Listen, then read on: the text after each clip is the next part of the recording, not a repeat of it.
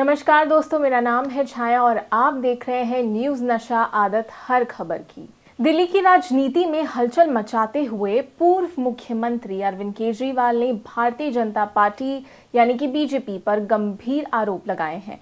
आम आदमी पार्टी का दावा है कि बीजेपी फर्जी तरीके अपनाकर सत्ता हासिल करने की कोशिश कर रही है। उन्होंने इसे लोकतंत्र पर सीधा हमला बताते हुए जनता के अधिकारों के साथ खिलवाड़ कहा।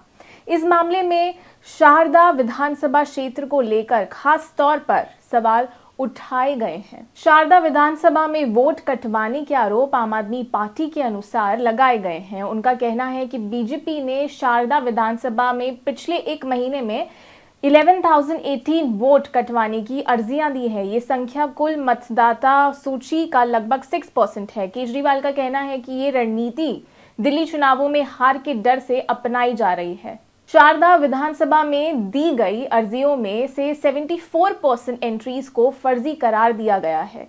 आपका कहना है कि इनमें घर बदलने जैसा कारणों का हवाला दिया गया है। जब जांच हुई तो 500 में से 372 लोग अपने पुराने पते पर ही पाए गए, जो इस बात का प्रमाण है कि वोट कटवाने की प्रक्रिया में फर्जीवाड़ा हो रहा है। शारदा विधानसभा में 1,86,362 वोटर्स हैं।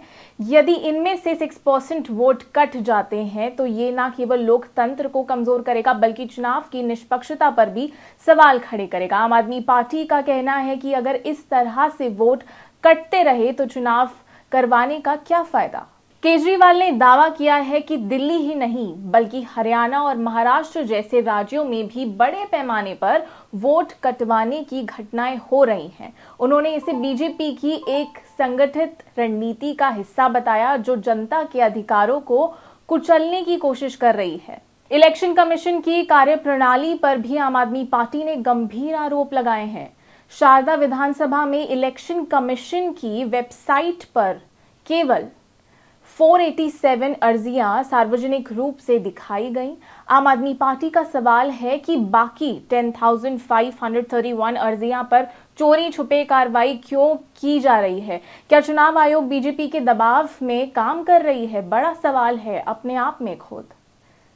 अरविंद केजरीवाल ने जनता से अपील की है कि वे अपने वोटिंग अधिकार को लेकर सतर्क रहें, अवेयर रहें। उन्होंने कहा कि हर नागरिक का वोट लोकतंत्र की नींव है और इसे सुरक्षित रखना हर किसी का कर्तव्य है। उन्होंने इलेक्शन कमीशन से भी मांग की है कि इस मामले में निष्पक्ष जांच हो और फर्जीवाड़े को रोका जाए। इस पूरे मामले पर अभी तक बीजेपी की तरफ से कोई प्रतिक्रिया नहीं आई है। हालांकि राजनीतिक विश्लेषकों का मानना है कि ये मुद्दा चुनावों से पहले काफी तुल पकड़ सकता है। इस मामले ने दिल्ली की राजनीति में हलचल पैदा कर दी है। आम आदमी पार्टी इसे लोकतंत्र को बचाने की लड़ाई बता रही है। वहीं बीजेपी की चुप्पी ने कई सवाल खड़े कर दिए हैं। अब देखना होगा कि चुनाव आयोग इस मामले में क्या कदम उठाता है। लोकतंत्र की रक्षा हर नागरिक की जिम्मेदारी है। वोट हमारा अधिकार, हमारी ताकत है। और आप हमसे जुड़े रहने के लिए सब्सक्राइब करें YouTube पर, फॉलो करें Twitter पर और लाइक करें Facebook पर। और ज्यादा जानकारी के लिए आपको टाइप करना होगा सिर्फ न्यूज नशा।